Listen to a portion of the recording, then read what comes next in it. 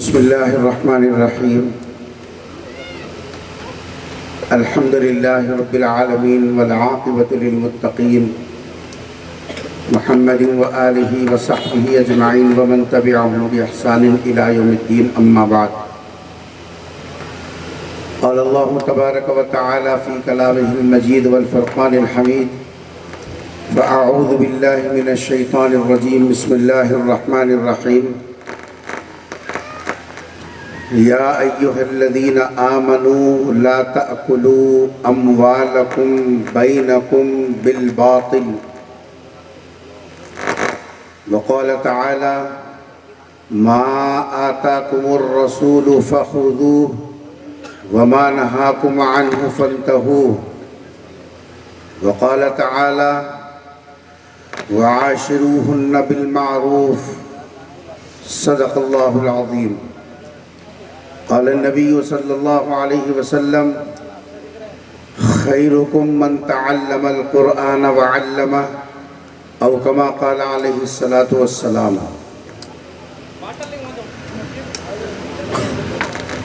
عزیزان گرامی،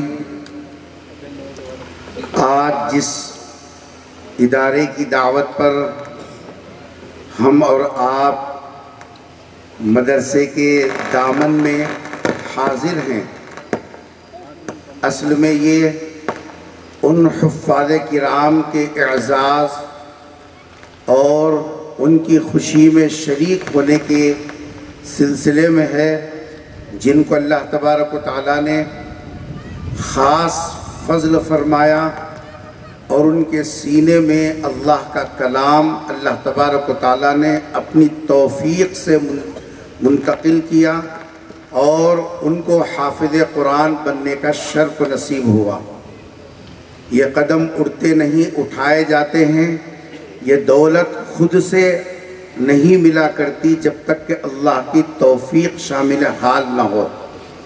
مدرسوں کی تاریخ اگر آپ دیکھیں گے، کتنے بچے ایسے بھی ہیں جو شروع سے مدرسے کے ماحول میں رہے، اساتذہ کی نگرانی میں رہے، لیکن ان کے چند پارے ہوئے، لیکن حالات ان کے ایسے بنے کہ جس کی بنیاد پر وہ ادھورے قرآن کے تکمیل حفظ کیے بغیر ہی وہ یہاں سے چلے گئے۔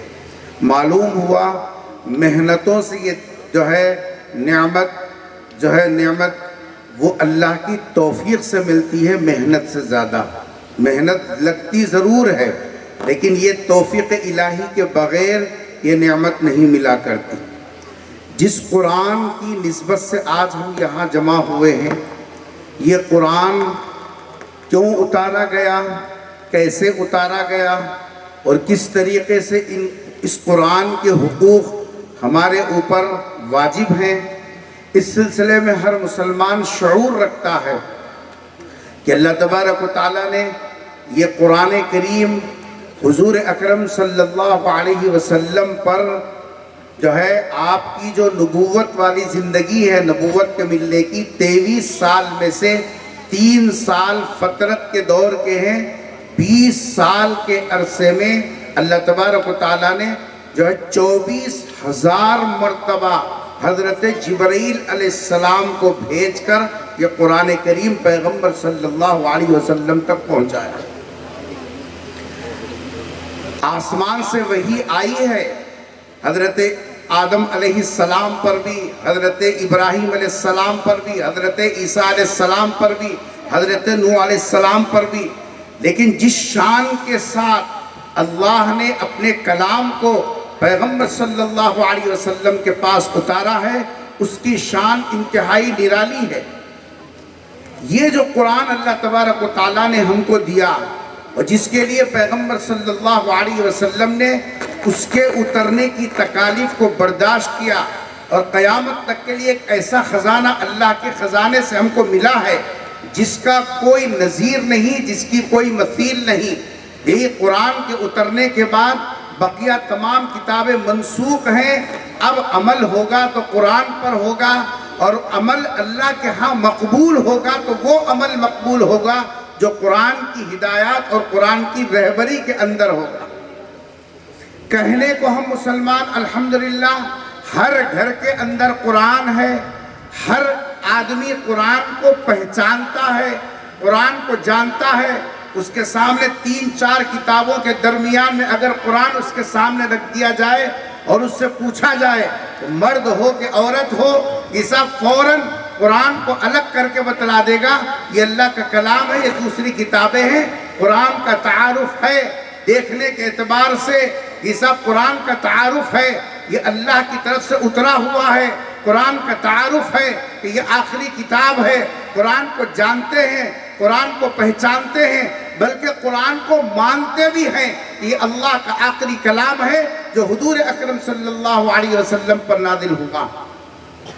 لیکن سوال یہ ہے کہ قرآن کو ہم نے مانا اور قرآن کریم کو جانا کہ یہ اللہ کا کلام ہے، لیکن ہم تھوڑا سا رک کر غور کریں کہ قرآن کریم صرف جاننے کے لیے، صرف ماننے کے لیے اترا ہے، یا قرآن کریم پر عمل کرنا بھی قرآن کریم کی ذمہ داری میں شامل ہے؟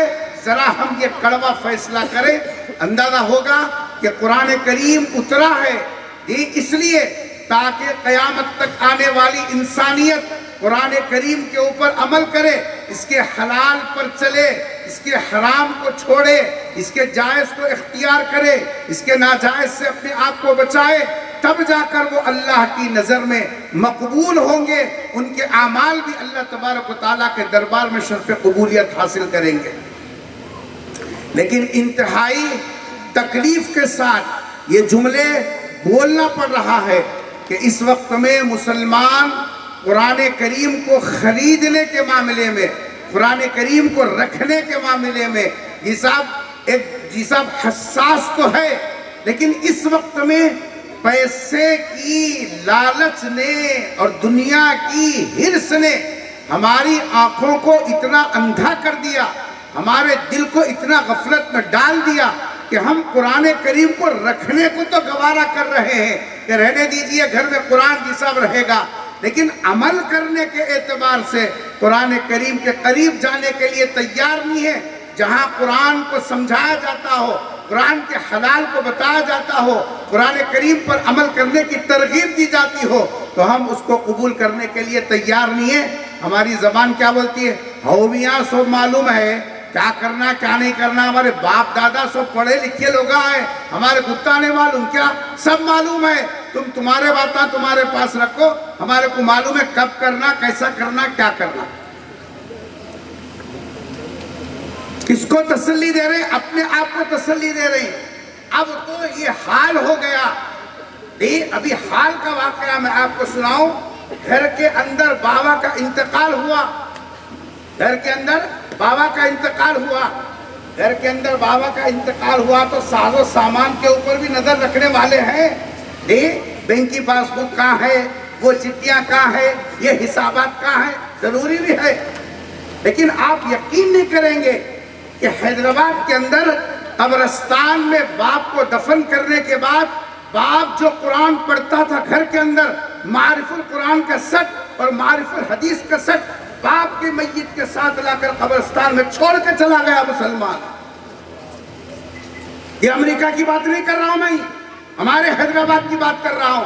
حس اتنی مر گئی ہے اس وقت میں، دیکھنے میں جھبے کبے ہیں، امامے دمامے ہیں، تسبیحات ہیں، پیشانی رگڑ رگڑ کے جی صاحب اپنے پیشانی پر محراب جی صاحب پیدا کر رہے ہیں، لیکن ہماری حس اس درجہ مردہ ہو گئی ہے کہ ہم گھر کے اندر قرآن کے وجود کو یہ سب برداشت کرنے کے لیے تیار نہیں ہے۔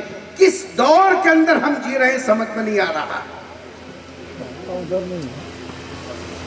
ہماری اس وقت میں نہ معاشرتی زندگی درست ہے، نہ ہماری معاملاتی زندگی درست ہے۔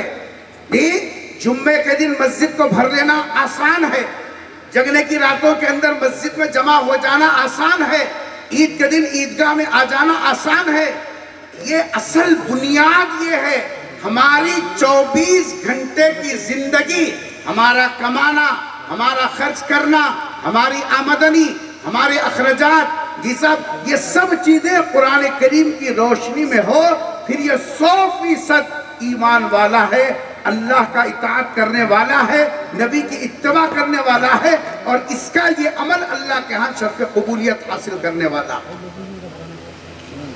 بزرگوں اور دوستو، انتہائی تکلیف کے ساتھ اس وقت میں یہ کہنا پڑ رہا ہے، ہمارے گھروں میں ہر چیز کے لیے جگہ ہے، اگر جگہ نہیں ہے تو اللہ کے کلام اور اس کی تلاوت اور اس کے جساب افہام و تفہیم کے لیے ہمارے پاس نہ وقت ہے نہ جگہ۔ آپ اپنے سینے پر ہاتھ رکھ کے بولیے، آپ اپنے گھر کے اندر 10 سال 20 سال 30 سال سے رہ رہے ہیں، آپ کے پوتے پتاریاں، آپ کے ناتی نواسیاں، آپ کے داماد بہو آپ کے گھر کے اندر آتے جاتے رہتے ہیں، آپ نے اپنے گھر کے اندر کتنا وقت قرآن کے پڑھنے، قرآن کے سمجھنے، قرآن کے سمجھانے، قرآن کے مذاکرے، آپس میں مل بیٹھ کر جیسے ایک ساتھ بیٹھ کر کھانا کھاتے ہیں، کبھی ایسا ایک ساتھ گھر کے افراد بیٹھ کر قرآن کے بارے میں بھی تبادلہ خیال کیا کہ بیٹا یہ اللہ کا کلام ہے، اس کے احکام یہ ہیں، اس کی آیتیں یہ ہیں، ہم کو زندگی اس روشنی میں گزارنا چاہیے۔ کبھی دادا ہو کر، کبھی نانا ہو کر، کبھی ماموں ہو کر، کبھی چاچا ہو کر، کبھی باپ ہو کر، کبھی بھائی ہو کر، کبھی بیٹا ہو کر، کیا ان کی یہ رشتے صرف پہچان کے لیے باقی رہ گئے، ذمہ داری ادا کرنے کے لیے نہیں ہے یہ رشتے۔ ہماری گھریلو زندگی اور ہماری باہر کی زندگی، اگر دونوں کو اگر ہم انصاف کے ساتھ بغیر کسی لگی لپٹی کے اگر ہم دیکھیں گے، پتا چلے گا گھریلو زندگی بھی خراب ہو گئی، باہر کی زندگی تو پوچھنا چاہیے۔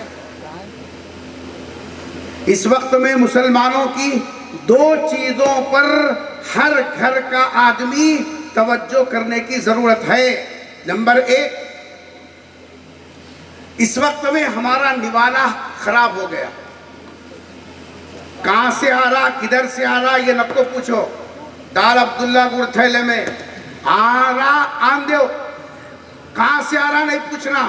اس واسطے مل صاحب کنے گیا تو یہ حلال یہ حرام بولتی رہے، ان سے پوچھو نہ کو، ان کو کیا معلوم کتنے بلا بننا ہے، ان کو کیا معلوم خرچہ کتنا رہتا، ان کو کیا معلوم یہ ایسا رہتا، ان کو کیا معلوم مینٹیننس کرنا پڑتا۔ اس واسطے یہ دیکھو، یہ پوچھو مت کہاں سے آ رہا یہ نہیں، جہاں سے بھی آ جائے بس آ جائے۔ حتیٰ کہ سگی بہنوں کے حقوق کو دبا کر مسجد میں پہلی صف پہ نمازاں پڑھ رہی ہیں،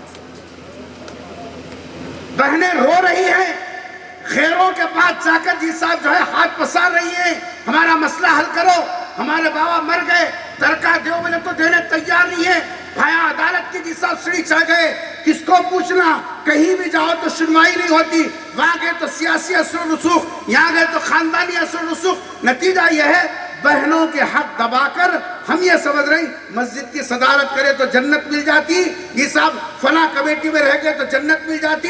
یاد رکھنا، مالی معاملات جب تک ہم درست نہیں کریں گے، ہمارے اعمال میں جان اور شرط قبولیت کی جی صاحب صفت پیدا نہیں ہو سکتی۔ کیا کر رہے ہیں؟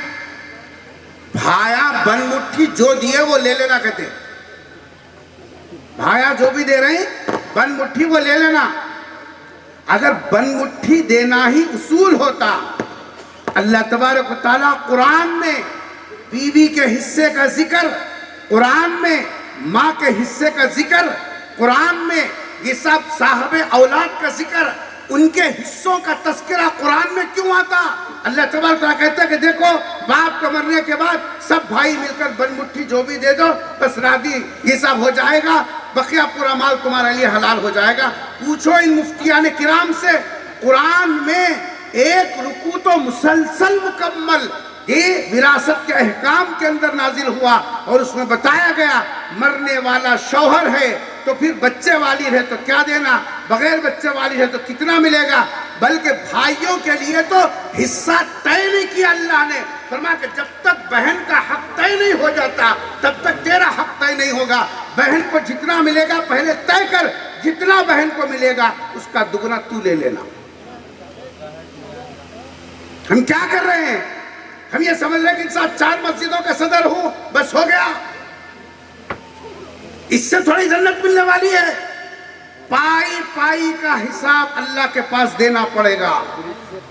ہماری ذمہ داری ہے. قرآن کی جو آیت میں نے پڑھی اس میں اللہ تبارک و تعالیٰ نے کیا فرمایا؟ یا ایھا الذین آمنوا، اے ایمان والو، لا تأکلوا اموالکم بینکم بالباطل، آپس میں ایک دوسرے کا پیسہ غلط طریقے سے مت کھاؤ. یہ غلط طریقہ ہی تو ہے.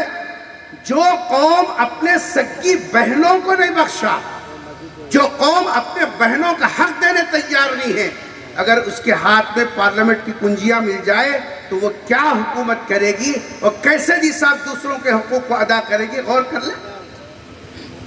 اس لیے اس وقت میں سب سے بنیادی اور پہلی چیز جس پر توجہ دینے کی ضرورت ہے کہ ہم اپنا نوالا صحیح کریں، درست کریں.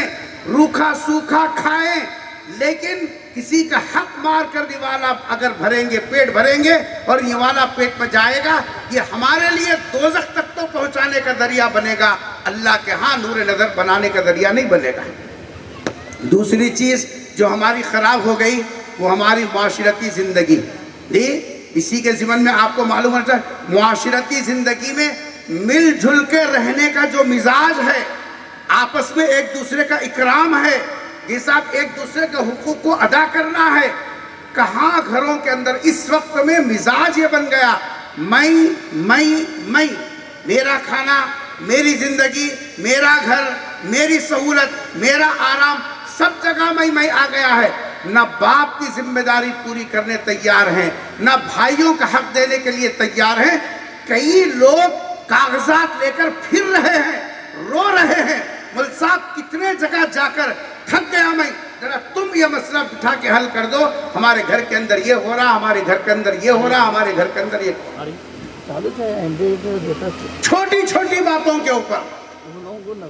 آج سے 10 سال پہلے ہم سنتے تھے سسرال والے بہو کو ستا رہے ہیں، بہو کو مار رہے ہیں بول کے.